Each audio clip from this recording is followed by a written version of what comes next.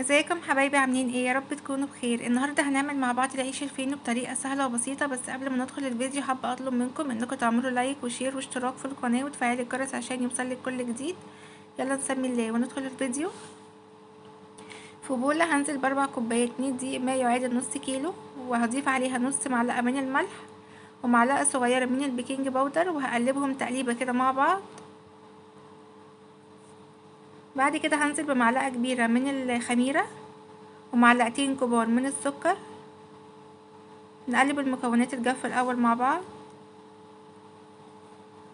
بعد كده هنزل ب3 معالق كبار من الزيت، وهبدأ ان انا افرك الزيت مع الدقيق كويس الاول.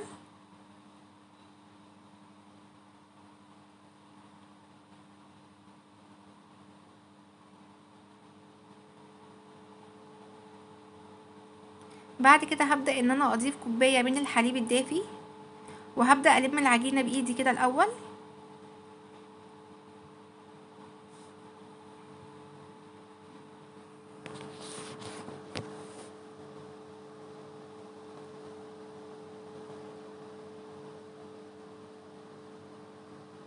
هنبدأ نعجن، ولما نحس ان هي ناشفة معانا هبدأ ان انا انزل بمية بسيطة.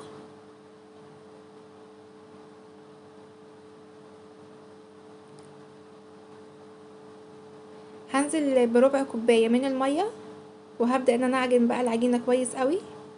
اهم حاجة نعجن عجينة العيش الفينو كويس قوي عشان يطلع معانا هش وطري. وممكن كمان نستخدم بدل اللبن والمية، نستبدله بحليب بس كله، او نستبدله بمية بس حسب ما انتي عاوزة. انا حبيت اعمل ميكس ما بين اللبن والمية. هنا العجينة بعد ما لقيتها طارت معايا وبقت مظبوطة، نزلت كمان بمعلقتين كبار من الزيت. وهنا ممكن تستبدلي الزيت بالزبدة. وهبدأ ان انا اعجن العجينة كويس.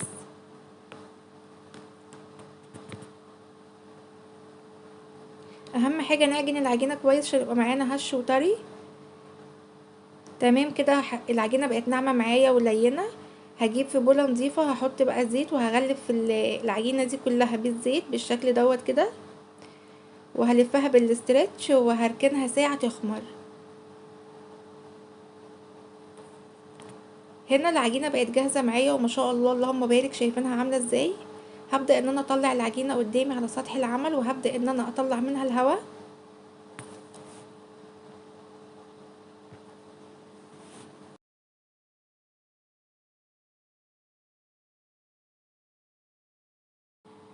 بعد كده هبدأ اشكلها واعملها كور على حسب ما انتي عايزة حجمها. ممكن تتحكمي بوزنها طبعا بالميزان، ولو مش متوفر عندك ميزان هتتحكمي انتي فيها بايدك. انا شكلت الكور كده بالشكل دوت، حجم الليمونة بالظبط الصغيرة كده.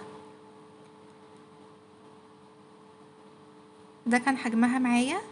عملت معايا 22 كورة. هسيبها ترتاح بس 5 دقايق، وبعد كده هبدأ ان انا اشكلها.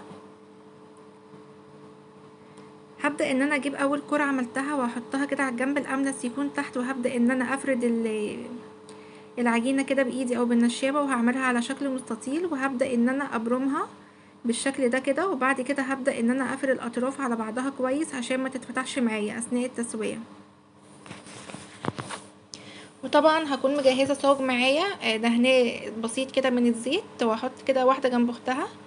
هبدأ اجيب التانية برضو كده وهحطها على الجنب الاملس زي ما قلتلك اول مرة، وهبدأ ان انا افردها بالنشابة بالشكل دوت كده على شكل مستطيل. وهبدأ ابرمها، واهم حاجة ان احنا نقفل الاطراف على بعضها عشان ما تتفتحش معايا اثناء التسوية. هنعمل مع بعض كذا واحدة. العجينة معايا ما شاء الله ناعمة وطرية وبتتفرد بسهولة. ونتأكد على قفل العجينة من الجوانب والأطراف عشان ما يتفتحش منك أثناء التخمير أو أثناء الفرن. طريقته سهلة وبسيطة ومش بياخد وقت في تحضيره خالص.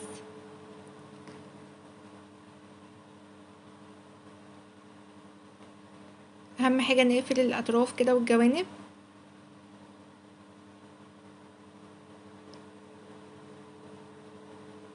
وهنديله برمة كده بسيطة. ودي معايا انا هبدأ ان انا افردها بايدي كده قدامكم عشان تتأكدي ان العجينة معايا طرية ومش محتاجة لا نشابة ولا اي حاجة تتفرد بيها.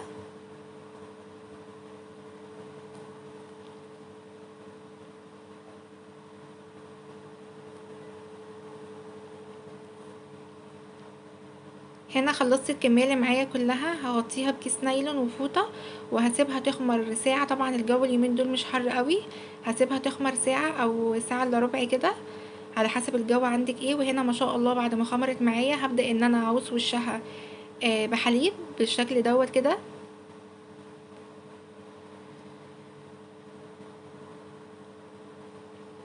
ادهني بالراحة من غير ما تتكي عليه عشان ما يهبطش مننا. وهنوزع عليه كده ايه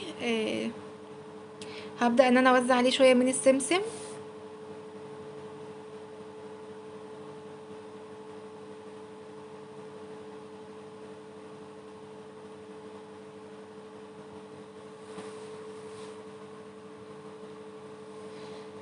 هندخله على فرن يكون متسخن كويس ويكون على درجة حرارة عالية، وهنحطه على رف اوسط يكون قريب من صاج الفرن. اول ما ياخد لون من تحت ولعيله الشواية دقيقتين لغاية ما يحمر من فوق. وقت التسوية من 10 دقايق ل12 دقيقة. واول ما يخرج من الفرن هغطيه بفوطة 20 دقيقة. ما شاء الله مستوي معايا كويس، اخد لون ذهبي وجميل واوفر بكتير من بتاع الافران. وما شاء الله طالع معايا طري مش ناشف. بدأت ان انا اغطيه طبعا بفوطة زي ما قلتلك. بعد كده دي طبعا خطوة اختيارية، بدأت ان انا اجيب زيت وبالفرشة كده عوزت وشه عشان يديني معايا لمعة. ودي طبعا حاجة اختيارية بس انا حبيت ان انا اعمل كده عشان ألمع بس الوش. ما شاء الله شايفين معايا طري ازاي وجميل. شايفين انا بتك على الرغيف ازاي وبرجع تاني زي ما هو. شايفين بقى ما شاء الله التوريقة بتاعته من جوه عاملة ازاي. شايفين التوريقة ما شاء الله هش معايا وجميل مش معجون خالص. اوفر بكتير من بتاع الافران والطعم جميل جدا ومفيش مقارنة بينه وبتاع الافران. وطبعا اوفر بكتير من اللي بنشتريه. بجد جربيه وحلو قوي والطريقة دي تبقى ناجحة معاكي.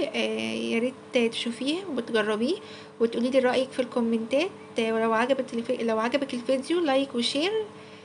اشوفكم في فيديو جديد، مع السلامة.